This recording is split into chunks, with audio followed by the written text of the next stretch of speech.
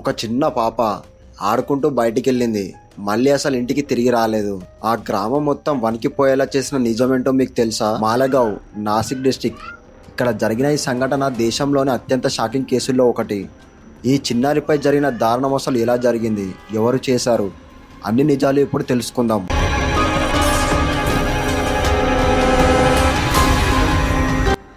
మాలగావ్ అనే గ్రామంలో ఒక చిన్న పాపకి చాక్లెట్ ఇస్తా అంటూ ఒక వ్యక్తి వచ్చి పాపని తీసుకెళ్లి దారుణంగా రేప్ చేసి చంపేశాడు.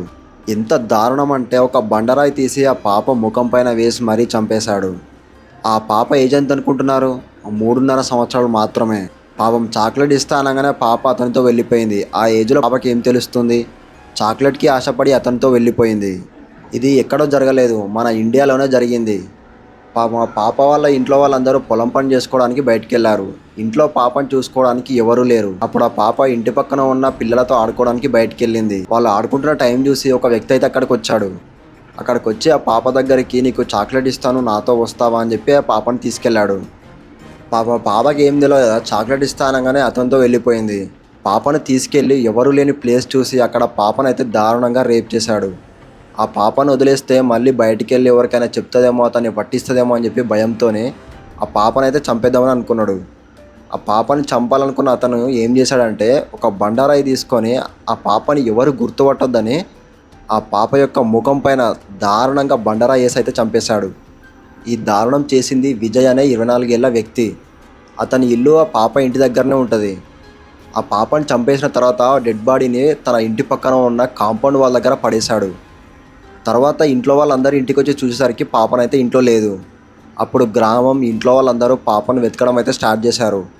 అప్పుడు ఆ జనం అంతా పాపని వెతుకుతుంటే ఏం తెలియనట్టు విజయ్ అనే వ్యక్తి ఆ జనంలోకి చేరి తాను కూడా పాపను వెతుకుతున్నట్టు యాక్టింగ్ అయితే చేస్తున్నాడు. అక్కడ ఉన్న కొంతమంది ఆ కాంపౌండ్ దగ్గర వెతుకుదామని చెప్పి వెళ్తుంటే వాళ్ళని చూసి విజయ్ అనే వ్యక్తి వాళ్ళకంటే ముందు వెళ్ళి అక్కడ వెతికి ఇక్కడ ఏమీ లేదు అని చెప్పి ఏం తెలియనట్టు వాళ్ళకైతే చెప్పడం స్టార్ట్ చేశాడు. కానీ కొంతసేపటికి అతని బిహేవియర్ చూసి వాళ్ళందరికీ అనుమానం వచ్చింది. వాళ్ళందరూ ఆ కాంపౌండ్ వాళ్ళ దగ్గరికి వెళ్తుంటే ఇతనే ముందు వెళ్తున్నాడు. ఇతనే ముందు వెళ్ళి అక్కడ చూసి ఇక్కడ ఏమీ లేదు, వెతకాల్సిన అవసరం లేదని చెప్పి వాళ్ళకైతే చెప్తున్నాడు. అతని బిహేవియర్ చూసి వాళ్ళకందరికీ డౌట్ వచ్చింది. అప్పుడు పోలీసులు అనుమానం రావడంతో అతన్ని పట్టుకున్నారు. నైట్ 7:30 అవుతున్న టైంలో పాప డెడ్ బాడీ అయితే దొరికింది. అనుమానం వచ్చిన అతన్ని పోలీసులు అరెస్ట్ చేసి తీసుకెళ్లారు. తీసుకెళ్తుంటే దారి మధ్యలోనే ఆ నేరం చేసింది తానే అని ఒప్పుకున్నాడు. అతను చేసిన నేరాన్ని మొత్తం పోలీసులకైతే చెప్పేశాడు. పాప వాళ్ళ అమ్మ ఏం చెప్పిందంటే, పాప యొక్క ఏజ్ 3.5 సంవత్సరాలు మాత్రమే. పాప ఎప్పుడు ఇంట్లోనే బొమ్మలతో ఆడుకుంటూ ఉండేది, అసలు బయటికి వెళ్ళేది కాదు, చాలా ఇన్నోసెంట్ పాప అని ఏడ్చుకుంటూ చెప్పింది. పోలీసులు అతన్ని గురువారం రోజు కోర్టులో ప్రొడ్యూస్ చేయాలి అనుకున్నారు. కానీ అప్పటికే కోర్టు దగ్గర చాలామంది జనం అయితే చేరిపోయారు. ఆ జనం అతన్ని ఏమైనా చేస్తారేమో అని పోలీసులు అతన్ని కోర్టు లోపలికైతే తీసుకెళ్లలేదు. అందుకే కోర్టు ప్రొడక్షన్ వాయిదానైతే వేసింది. కొన్ని మహిళా సంఘాలు దీన్ని తీవ్రంగా ఖండిస్తున్నాయి. నిందితుడికి కఠినమైన శిక్ష విధించాలి అని అంటున్నారు. ఇలా నేరాలు చేసే వాళ్ళకి పోలీసుల మీద, లీగల్ మీద ఎలాంటి భయం లేకపోవడం వల్ల ఇలాంటి నేరాలు జరుగుతున్నాయి.